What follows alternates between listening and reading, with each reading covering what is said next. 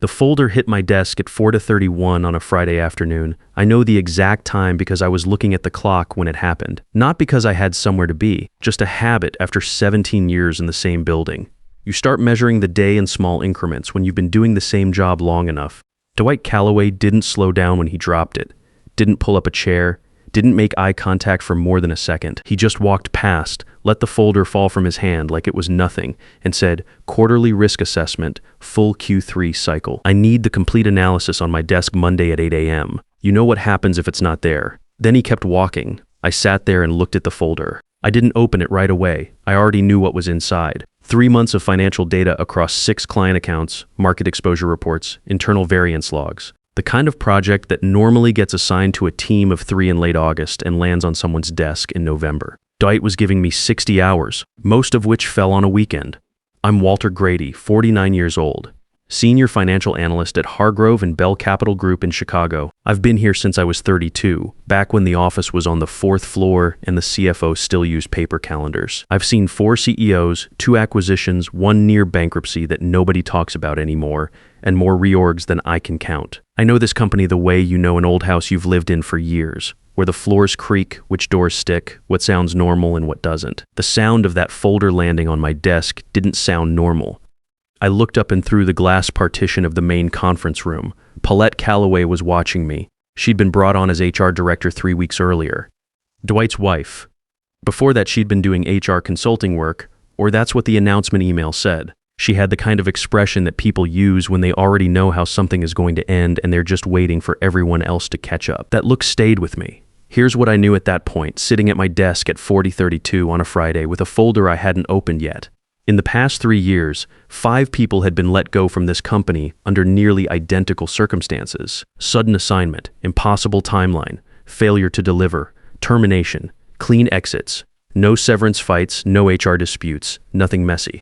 Because technically each of them had just failed to do their job.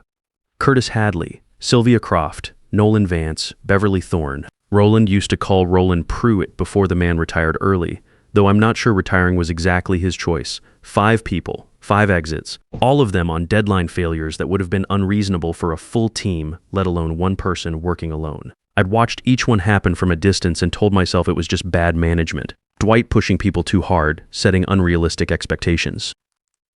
The kind of thing that happens in corporate environments and nobody calls out because calling it out makes you the next target. Sitting there Friday afternoon with Paulette watching me through the glass, I realized I'd been telling myself a more comfortable version of the story than the one that was actually playing out. I stayed at the office later than usual that evening, not to work on the risk assessment, but just to think. I wasn't ready to go home yet. I made a cup of coffee in the break room that I didn't really want and stood by the window looking at the parking lot.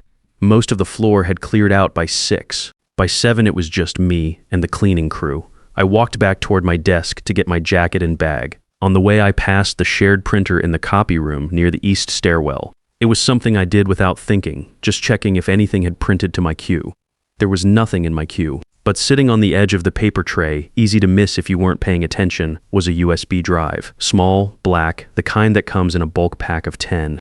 No label. I stood there for a moment. In a corporate environment, you're not supposed to touch storage devices you don't recognize. IT policy, security training, all of that. I knew the rule. I picked it up and put it in my jacket pocket. I didn't plug it in there. That part is important, because in the version of this story where I make a stupid decision in the building on a Friday night, things go differently. Instead, I turned off my desk lamp, picked up my bag, and walked to the parking garage, drove home, made dinner. Sat down at the kitchen table with my personal laptop, the one that has no connection to anything on the company network, and plugged the drive in there. It took me about 4 minutes to understand that I was holding the reason 5 good people had lost their jobs. The USB had maybe a dozen files on it.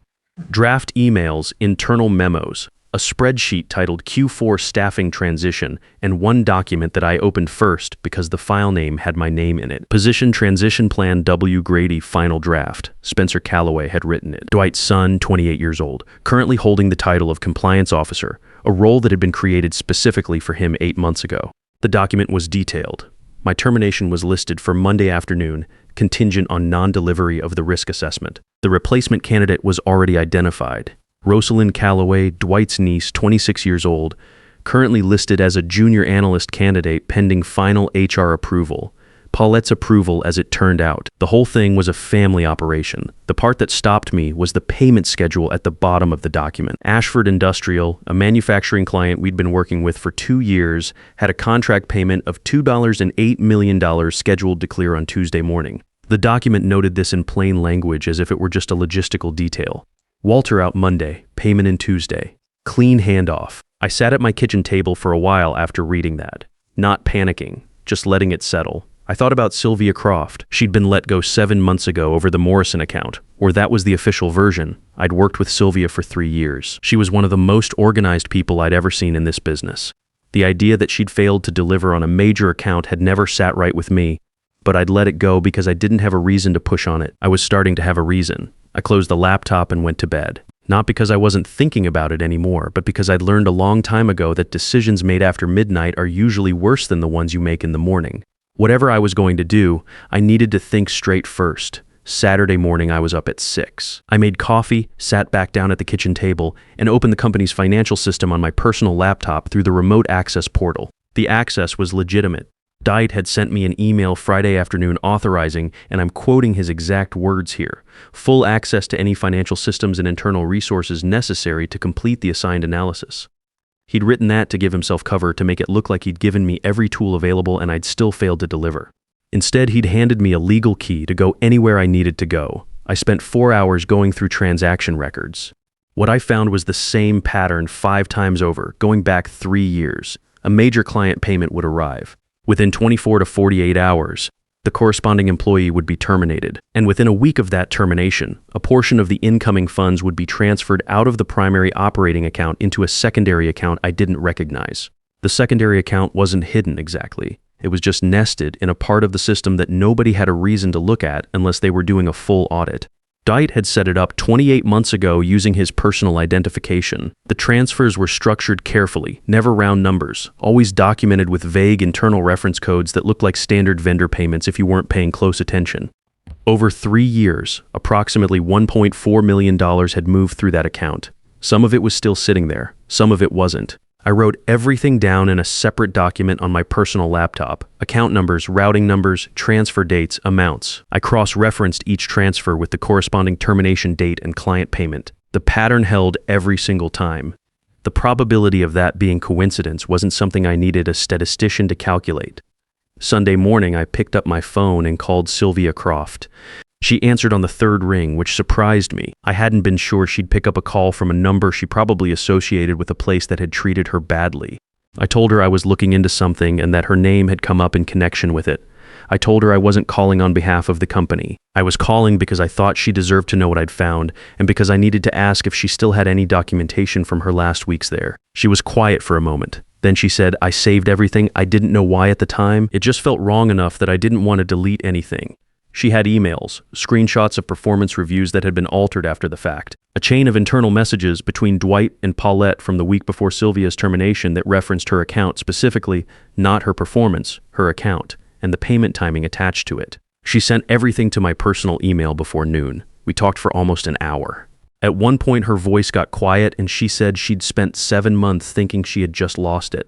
That whatever skills she'd built over a decade in this industry had somehow disappeared overnight. She'd turned down a job offer in September because she didn't trust her own judgment anymore. That was the moment I stopped thinking of what I was doing as protecting myself and started thinking of it as something that needed to be finished properly. After I got off the phone with Sylvia, I sat there for a few minutes doing nothing, just looking at the notes I'd been taking all morning. There were 2 pages of them by that point. Account numbers, dates, names, amounts. A pretty clear picture of what had been happening at Hargrove and Bell for the past 3 years.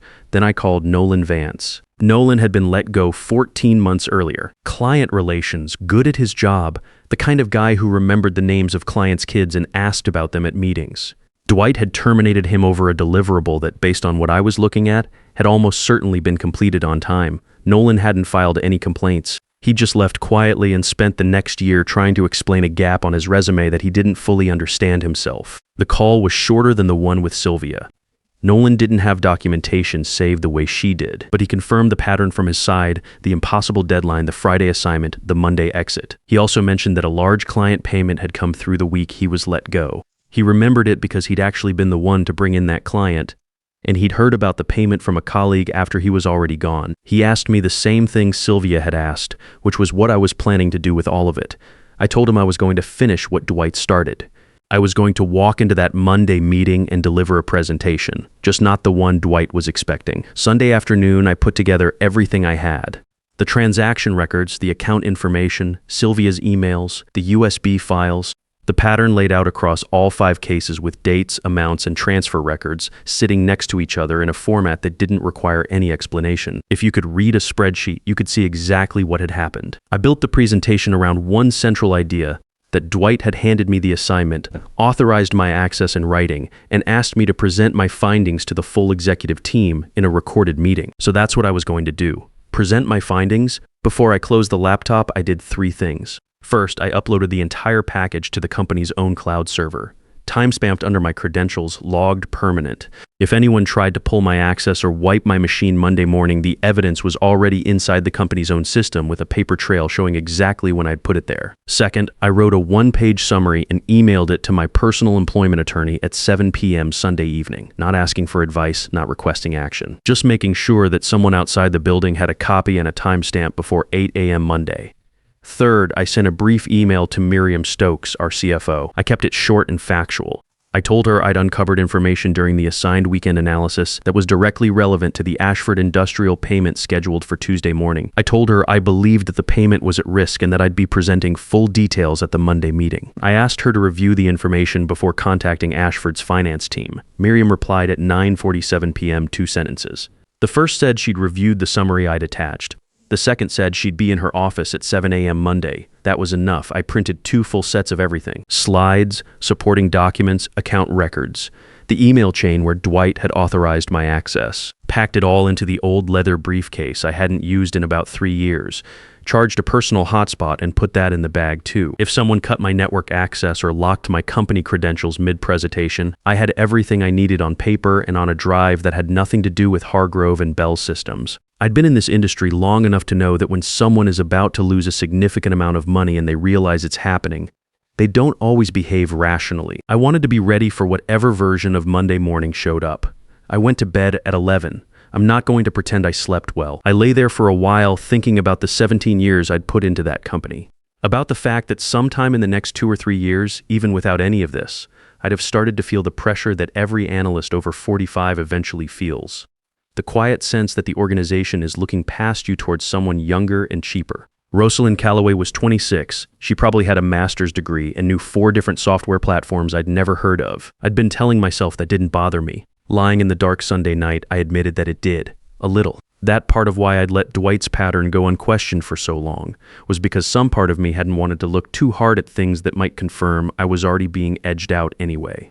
But that wasn't what was happening. What was happening was a straightforward crime, and the fact that I was tired and maybe a little scared about the next chapter of my career didn't change what needed to be done Monday morning. I got up at 5:30, made coffee, checked the briefcase one more time, and drove to the office. Miriam Stokes was already in her office when I got there at 7:15. Her door was open and she looked up when I walked past. She didn't say anything, just gave me a small nod that told me she'd done more than read the summary I'd sent. She'd spent part of her Sunday night on it. That nod mattered more than I can explain. It meant I wasn't walking into that meeting alone. The conference room was being set up by the time I got to my desk. Full executive configuration, the long table with the good chairs, the recording equipment already running on a tripod in the corner. Dwight had scheduled this as an all-hands presentation. C-suite and department heads. Everything on the record for the company archive. He'd wanted documentation, witnesses, a clean official record of Walter Grady failing to deliver in front of everyone who mattered. I set up my laptop at the presenter station, connected the display cable, and ran through the slides once while the room was still empty. Everything loaded. I switched to my personal hotspot anyway, disconnected from the company network entirely. If someone tried to cut my access mid-presentation, nothing would change on my end. I put the printed backup sets under the table next to my bag and waited. People filtered in over the next 20 minutes. Roland Finch, our CEO, took the head of the table. Miriam sat to his left, and I noticed she had a legal pad out and a pen already uncapped, which was not something she normally did in general staff meetings. 2 other department heads came in and took seats along the side. Then Dwight walked in with Paulette right behind him, and Spencer took a chair near the back wall close to the door. Dwight looked at my laptop connected to the display, and something moved across his face for just a second. Not concern exactly. More like a man recalculating quickly because something wasn't where he'd expected it to be. Then he smoothed it over and sat down. He gave me the look he always used in these situations. Slightly pained, slightly disappointed in advance. I hope you came prepared, Walter. We have some significant decisions to make this morning and not a lot of time. The threat was clear enough. Deliver your failure or we'll deliver it for you. I'm ready, I said, and pulled up the first slide. The title read, Operational Integrity Review, Q3 Analysis and Internal Risk Assessment, Hargrove and Bell Capital Group. I watched Dwight read it. He was expecting market data, variance reports, the wrong format, the incomplete analysis, the justification he needed. Instead, he was looking at language that sounded like a compliance audit. Over the past 17 years, I've had full confidence that the numbers in this company tell an honest story. This weekend's analysis gave me reason to revisit that assumption. I advanced to the second slide. It was a simple timeline, 5 rows. Each one showed a client name, a payment amount, a payment date, an employee name, a termination date, and a transfer date. All 5 cases lined up in the same sequence. Payment arrives, employee exits, funds move. The room was quiet in a way that felt deliberate, like everyone had decided at the same moment to stop moving. I walked through each case without rushing. Named each person. Named the account the funds had moved into. Gave the routing number and the date the account had been opened. I didn't editorialize. I just read what the records showed. Dwight stood up. This presentation is over. His voice was controlled, but there was something underneath it. Walter is suspended effective immediately for unauthorized access to restricted financial systems. I reached into the folder I had sitting next to my laptop and placed a single sheet of paper on the table in front of Roland. That's the email Dwight sent me Friday at 4:44 p.m., I said. He authorized, in writing, full access to any financial systems and internal resources necessary to complete the assigned analysis. Every record I've presented this morning came through access he explicitly granted. Roland picked up the paper. He read it. The room was still completely quiet. Roland set the paper down on the table, smoothed it flat with one hand, and looked at Dwight for a long moment without saying anything. Then he looked at me. Keep going. Dwight sat down slowly. The controlled version of him was gone. What was left looked like a man watching something he had spent years building come apart in a room full of people who were all writing things down. I advanced to the next slide and kept going. The secondary account details came up and I heard Miriam exhale quietly to my left. She was already doing the math on the legal exposure, and I could see it in how fast she was writing. Account number, routing number, current balance of approximately $1 as of Friday's close. Dwight's name on the account. His identification used to open it 28 months ago. Near the back of the room, Spencer had opened his laptop and was typing fast. Too fast for someone just taking notes. Miriam glanced over, caught the security officer's eye near the door, and gave a small nod. The officer walked to Spencer's chair and put one hand flat on top of the laptop lid. Spencer stopped. He closed the laptop and pushed it slightly away from himself. He didn't say a word for the rest of the meeting. The last section of the presentation was the one I'd spent the most time building Sunday night. Not the account records or the transfer logs. Those were just facts. The last section was the scope of what Dwight had been planning to do next. The Ashford Industrial payment, $2.8 million, scheduled to clear Tuesday morning. The transition document from Spencer's USB had been explicit about it. My termination was meant to create the opening. A confused Monday exit, HR processing the paperwork, Rosalind Calloway stepping into my role before anyone had time to ask questions. And then the money arriving into an account that Dwight controlled with no one left in the building who knew the financial systems well enough to notice what was moving where. I put that slide up and let people read it without saying anything for about 10 seconds. Roland was the one who finally spoke, Miriam. She was already on her phone. She'd contacted Ashford's finance director Sunday night after receiving my email, flagging a potential internal compliance issue and asking them to hold the Tuesday payment, pending a brief internal review. Ashford had agreed. The payment was sitting in a queue, not going anywhere until Hargrove and Bell gave the all clear. Dwight understood what that meant before Miriam finished the sentence. The $2.8 million he'd spent weeks positioning for was gone, not stolen by someone else, just gone. Because a senior financial analyst he'd underestimated had sent one email on a Sunday night. He looked at me from across the table. The calculation had left his face entirely. What was left was just a man who had run out of moves. "You don't know what you've done," he said. I thought about Sylvia telling me she'd turned down a job offer because she didn't trust her own judgment anymore. I thought about Nolan Vance trying to explain a termination he'd never understood to hiring managers who read between the lines and passed on him anyway. I thought about Curtis Hadley and Beverly Thorne and the others, each one leaving that building thinking they'd failed, carrying that weight into whatever came next. "I think I do," I said. That was all. Roland called security. Dwight, Paulette, and Spencer were separated and escorted to individual offices to wait for legal. They were told not to use their phones or access any company systems. Spencer went without saying anything. Paulette made a brief argument about HR protocol that nobody engaged with. Dwight walked out of the conference room without looking at anyone. Law enforcement arrived within 90 minutes of the meeting ending. The forensic accounting team came in that afternoon and found 2 additional accounts I hadn't located over the weekend, smaller ones that had been used earlier in the scheme. The secondary account was frozen before noon. Bank records confirmed Dwight making personal deposits that matched every transfer date in my presentation. Miriam cleared the Ashford payment 4 days later after the forensic team confirmed the company's accounts were clean. The client was told there had been an internal compliance review and that everything had been resolved. Ashford appreciated the transparency the relationship held. Sylvia Croft came back 6 weeks later as senior account manager. Nolan Vance took the client relations director role that had been sitting vacant since Beverly Thorne left. The other 3 former employees received formal settlements and written acknowledgments that their terminations had not been performance-related. I don't know exactly what each of them did with that. I hope it helped. Dwight Calloway received 9 years. Paulette got 7. Spencer took a plea agreement for 4, reduced for cooperating with the federal investigation into the offshore components the forensic team uncovered. The recovered funds plus penalties came back into the company in an amount that funded a full internal compliance overhaul. Roland offered me Dwight's old position. VP of Operations, salary 3 times what I'd been making, full authority to rebuild the department. I asked for a week to think about it, which I think surprised him. But 17 years of being the person who executes other people's decisions was a long time. And I wanted to be sure I was taking the role because I wanted it and not just because it was sitting there. I took it.